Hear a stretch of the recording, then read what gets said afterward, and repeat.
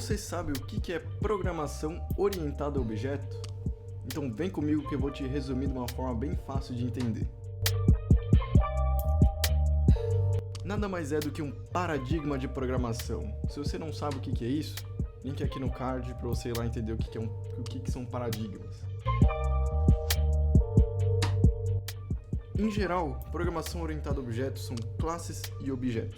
O que são classes e objetos? Classe é como se fosse o molde para criar alguma coisa e o objeto é a criação a partir desse molde, tá? Vamos dar um exemplo aqui, uma classe planeta.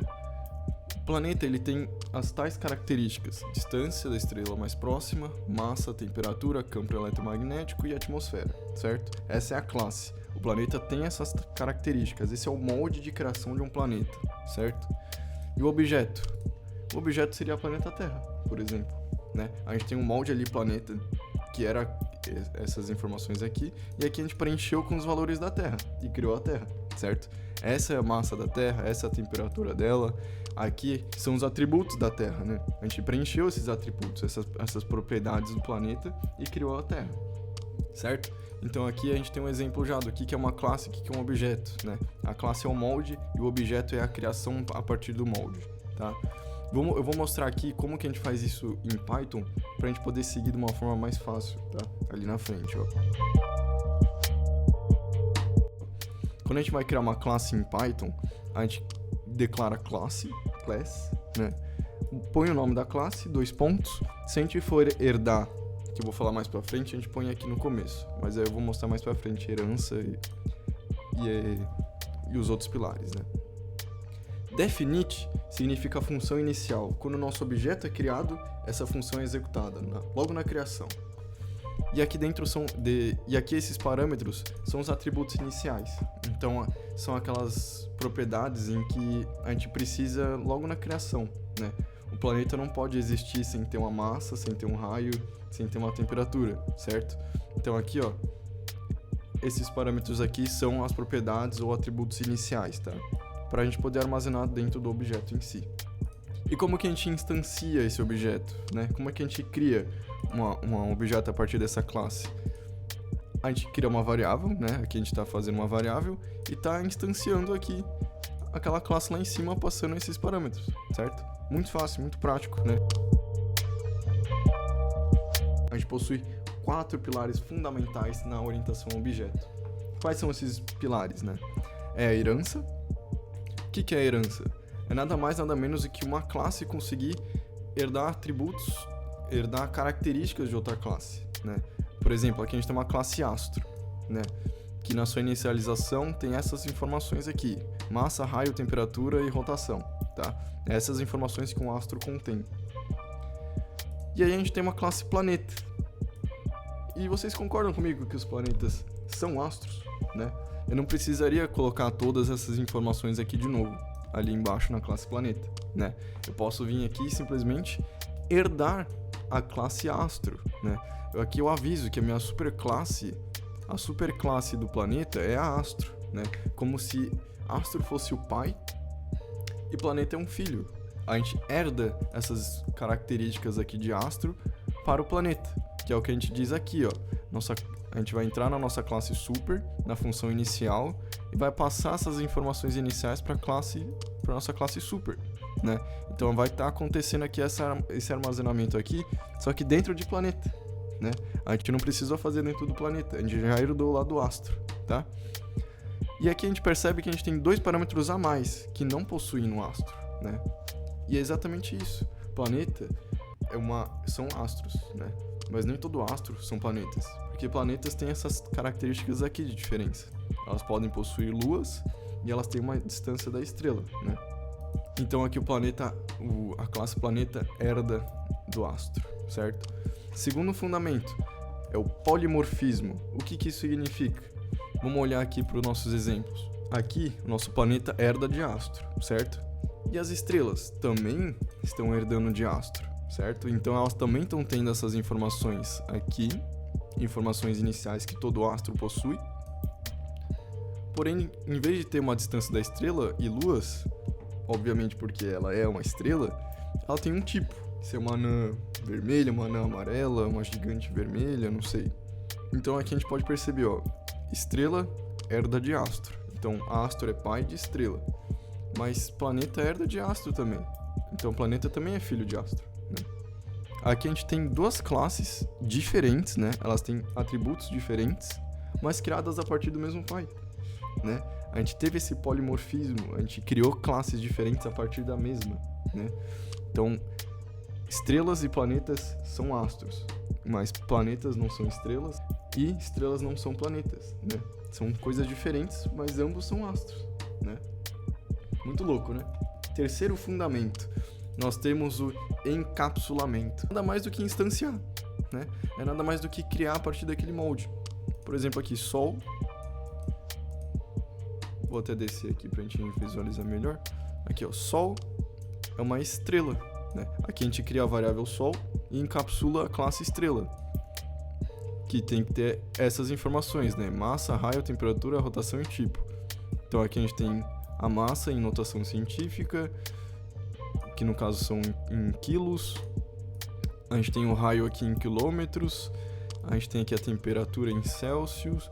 A rotação, a gente tem aqui uma tupla que vai armazenar a velocidade de rotação em quilômetros por segundo. A nossa perspectiva, né? No caso, então, o Sol tá rotacionando horizontalmente na nossa perspectiva e no sentido anti-horário. E o tipo dele é uma anã amarela, certo? Então a gente criou o astro estrela, né? A gente criou isso aqui. A gente encapsulou dentro de Sol com essas informações, certo? Então aqui dentro do Sol, dessa variávelzinha, tem uma classe dessa com essas informações, tá? E qual que é a diferença então para essa chamada aqui que é planeta? Planeta a gente está criando aqui em cima, ó. Tem essas duas informações diferentes. Então se a gente olhar aqui no final, em vez de ter um tipo de uma estrela, né? Justamente porque não é uma estrela, é um planeta, a gente possui aqui, ó, distância do Sol e luas. No caso aqui, Mercúrio não possui lua. Vamos ver a Terra aqui, ó. A Terra tem essa distância do Sol e aqui possui a Lua. E aí a Lua já estamos chamando outra classe aqui, ó, que é satélite natural. Satélite natural tá aqui em cima, ó. Também é herda de astro, hein? Ó, que polimorfismo aqui, ó. A massa, né? Aqui é o raio, temperatura, rotação. Aí no caso aqui o astro, aqui no caso o satélite natural tem o planeta em que orbita e a composição, né? No caso a nossa Lua orbita a Terra e é composta por rocha e ferro, certo? Então aqui a gente viu o encapsulamento, certo? É nada mais do que instanciar aquela classe, criar o objeto a partir da classe. O último pilar aqui que a gente vai falar é a abstração. O significado literal de abstração é imagem mental, subjetiva e real. Operação intelectual em que um objeto de reflexão é isolado de fatores que comumente lhe estão relacionados na realidade. O que isso quer dizer? Se eu estou criando um planeta Terra, classe planeta, eu estou abstraindo toda aquela criação de astro, né? Eu não crio um astro e depois ponho as características do planeta para ele virar o planeta Terra. Não, eu crio direto o planeta com as características do planeta Terra. Então eu abstraio toda essa parte de astro, entende? Essa é a abstração. Você não precisa implementar tudo do zero, né? Quando você cria a classe e já vai montando suas heranças, você só vai encapsulando, você vai criando os objetos. Você não precisa criar uma classe diferente para cada planeta. Não. Você abstrai toda essa parte. Você cria uma única classe e a partir dela você encapsula, certo? Para planetas diferentes. Aqui, vamos ver aqui, ó. Encapsulei para cada planeta diferente a partir de uma classe só. E essa classe só, ela abstrai as informações do astro, né? Eu crio direto o planeta. Então é isso. Programação orientada a objeto é basicamente isso. Criar classes e depois instanciar essas classes. E com isso a gente pode modelar a realidade, né?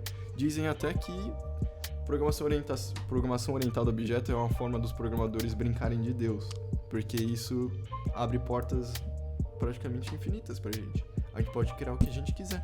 Eu posso criar, por exemplo, um macaco roxo que tem a função roubar teus dados. E as características desse macaco é ser roxo, ter ventosas na mão, e a função dele é roubar teus dados, né? Ou também a função de gritar.